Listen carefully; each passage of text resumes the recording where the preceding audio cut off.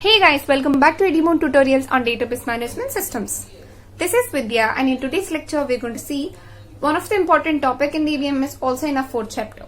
So throughout this video we're going to see what is normal form, what are the uses of normal forms, or when we actually use normal forms. Later we'll look at the different types of normal forms.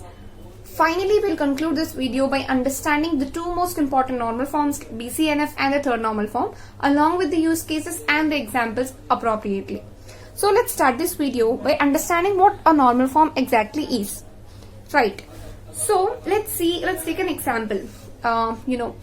We use the main purpose of database management system is to reduce the redundancy and also maintain the consistency of the database that we have discussed in our first chapter. And of course we'll be discussing that manam any techniques varna sare at the end we're trying to reduce the redundancy and also make the system as consistent as possible. We should avoid the redundancy and also avoid the inconsistency. So in order to avoid redundancy and inconsistency, we sometimes reduce larger tables with redundancy into smaller tables, eliminating the redundancy, also maintaining the consistency of that particular database. So when we actually do that, we should know that if we divide that particular table into smaller tables, does that division causes any types of errors or not? ఒక table ని మనం division చేసేటప్పుడు ఆ division వల్ల ఎలాంటి problems అయినా వస్తాయా లేదా అనేది మనం తెలుసుకోవాలి. Only then we should proceed with the division. ఒకవేళ ప్రాబ్లమ్స్ వచ్చాయనుకోండి, of course this is making our system inconsistency. Redundancy ఎంత ఇంపార్టెంటో కన్సిస్టెన్సీ కూడా అంతే important. We can't compromise one for the other anamata. So we need some guidance in order to know if we should proceed with the division or not. There comes the normal forms into picture. Normal forms are used for giving guidance whether to decompose a particular table into smaller tables and does that decomposition causes any problems or not. Right. So if we say a particular table belongs to a particular normal form, we can say that certain kind of problems cannot arise in that particular table. Right. So, like I said, it is a process of efficiently organizing the data in a database. It is mainly used for eliminating the redundant data and also ensuring the data dependencies. That means maintaining the consistency of the database. So, in order to classify if a table, belongs to a particular normal form, we should first understand what are the different types of normal forms we have. So we basically have 4 different types of normal forms and the most important 4 normal forms. Let's look at each of them. First normal form.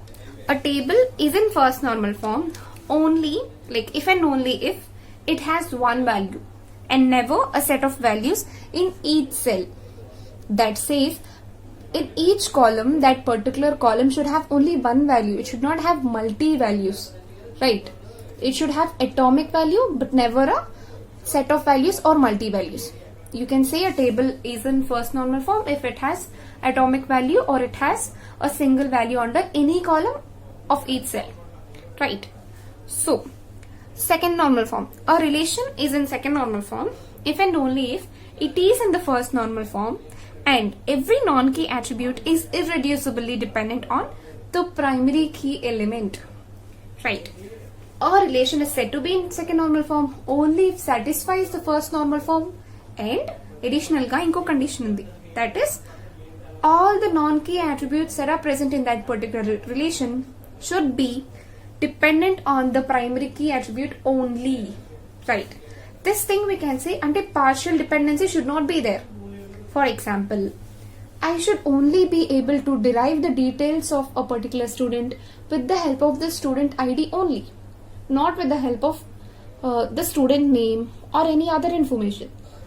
Every non-key attribute should dependent on the primary key attribute only. Only then we can say that particular table is in second normal form. Let's look at the third normal form. A relation is in third normal form only if and only if it is in the second normal form and there is no transitive dependency. That means every non-key attribute is non-transitively dependent on the primary key attribute. Now we have encountered this transitivity. We have already seen what transitivity is in the functional dependency. What is transitivity? A determines B and B determines C. A should also determine C. This particular thing should not be there in that particular table. That means, see, here my student details should only be retrieved by the student ID. It should not be retrieved by the student name, and student name is retrieved by the CC. Let me tell you. See, student ID, student name, and the remaining details. This kind of relationship should not be there. I should only be able to retrieve the ID from the student. There should not be any transitive dependency. Right. Then we can say that particular table is in third normal form. I think it's clear. BCNF. This BCNF, it's an acronym for Boyce Codd Normal Form. This is termed as 3.5 normal form. So, for any table to be in the BCNF normal form, first it should be in the third normal form. That means it should satisfy the conditions that are specified in the third normal form. Additionally, it should have every determinant is a candidate key. I have told you X determines Y law, X is the determinant. So, every determinant should be a candidate key. That means, what is a candidate key? It is a minimal set of attributes that is used for identifying a tuple. Primary key is also a candidate key, which is picked or chosen by the DBA to uniquely identify any tuple in the table. Right. And in a determinant edaithe undo, it should be a part of the key or it can be the key as well. Adi key aina ayi undali lekapothe part of the key aina ayi undali. Right. So guys, this is these are the different types of normal forms we have now. Now that we know what are the different types, let us focus on the two important normal forms that we generally use in the practical examples. Because see, when I'm saying I'm following third normal form, I'm indirectly following the second normal form and also the first normal form. Because the second normal form says it follows the first normal form, and the third normal form says it also follows the second, which indirectly saying it follows the first also. So, practical examples too will be following third and BCNF form. Right. Let us understand BCNF and the third normal form in detail. So, Boyce Codd normal form. Okay. Let R be a relational schema, F be a set of function dependencies given to hold over the relation R. X be a subset of attributes of R. A be an attribute of R. R is in Boyce Codd normal form if for every functional dependency X determines A, one of the following statement is true. Right. This says there is a relation R and there is F, which is a set of functional dependencies that are implied on that particular R. And then we have X, which is a subset of attributes of that particular R. And A is one of the attribute of that particular relation. Right. So, now we can say that this particular R agrees the Boyce Codd normal form if one of the statements is true. The first statement is A belongs to X. This says it's a trivial FT. I think I've told you what is trivial and non-trivial FT. Basically, trivial FT is something, see. You say a functional dependency is trivial if in this relation X is a superset of A. That means X has A. Then you can say this is trivial FT.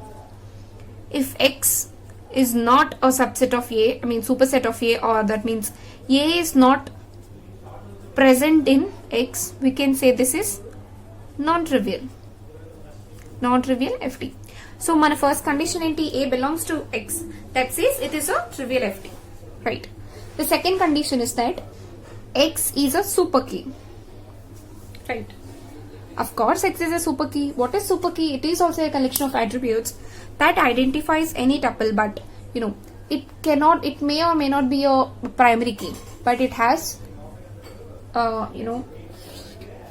it has a unique key to identify the attributes, but it's not the primary key. So, the particular instance that we have taken, capital R, should satisfy one of these conditions. Either it should be a trivial FD, that means A should belong to X. The second condition is X should be a super key, right? So yeah, each tuple can be thought of as an entity or a relationship identified by a key and described by the remaining attributes. See, important thing is that any tuple can be thought of as an entity or a relationship. That we do, of course. This should be only identified by the key, and it can be described by any attribute. That doesn't matter, but it should be identified only by the key. The below diagram will let you understand it much better. We have some keys and we have some non-keys attributes. Now, each non-key attribute is only identified by the key attribute with an arrow. Key determines non-key attribute 1, key determines non-key attribute 2. It also determines non-key attributes n. Right. So what is clear in it? Every tuple can be thought of as an entity, but it should be identified by the key attribute only. It can be described by any other attribute. Adi man problem ledu. Right. So this is what a Boy's code normal form is. Let's look at the other important thing, which is third normal form. Okay. Let R be a relational schema. F be a set of FDs given to hold over that particular R. X be a subset of attributes of R. And A is an attribute of R. Now, R is in third normal form if every functional dependency X determines A in F follows one of the condition or one of the condition is true. ఇక్కడ మనకి 3 conditions ఉన్నాయి. The first condition is A belongs to X. Right. It is a trivial FD, of course. Second condition, X is a super key. That is also a... See, ఇక్కడ conditions equal గా ఉన్నాయి. ఎందుకంటే we say a table is in third normal form. I mean BCNF if it holds the third normal form also. This is a 3.5 version, so it also includes the third normal form. Right. Don't think ఒకటే మళ్ళీ వస్తుంది. The third condition is that A is a part of some key in R. Right. So X should be, A should be the part of primary key. Some key, not primary key. Right. So here the dependency X determines A causes a violation of third normal form for 2 cases. In any example, X determines A, it can violate the third normal form for 2 reasons. What are the 2 reasons? First reason is that X is a proper subset of some key. If there is a key, if X is a proper subset of key, then we can say, partial dependency.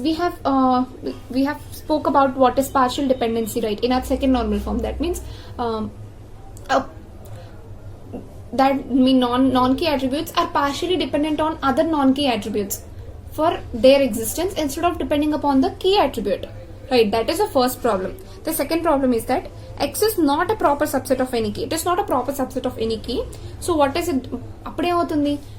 There will be a transitive dependency. That means now the non-key attributes are depending upon the other non-key attributes, and this other non-key attribute is actually depending on the primary key attribute. Right, this is the transitive dependency, which is the second problem that might violate the third normal form. So the problem is that we cannot associate any value X with a key value unless we associate a value A with the X value. Of course, transitive dependency అని మనం చెప్తున్నప్పుడే you are agreeing this, right? You cannot associate X with K without associating A with K. Right? So it generally has a chain of dependencies. In the transitive dependency, it generally has a chain of dependencies. So these are the 2 problems that might violate the third normal form. So yeah, the diagram below is showing the partial dependency and also the transitive dependency. So if it is here the attribute X is a proper subset of the primary key, then it is referring to the key attribute. This is the partial dependency. Right. In the transitive dependency, let's look at it. First, X is not a proper subset of key, so it is not a proper subset. Right. So if A is not a key, then it is outside. Key depends upon this, means key determines X and X determines A. if A is a key value, then even then also key determines X and X determines A. This is the transitive dependence. So I think this is clear, and this is all about the normal forms. I'll meet you in the next lecture where we will be discussing the next important topic in our 4th chapter. Till then, stay tuned, and guys, if you have any doubts, please reach to us on our Discord channel. We'll be answering your questions. Thank you. Stay tuned. Thank you.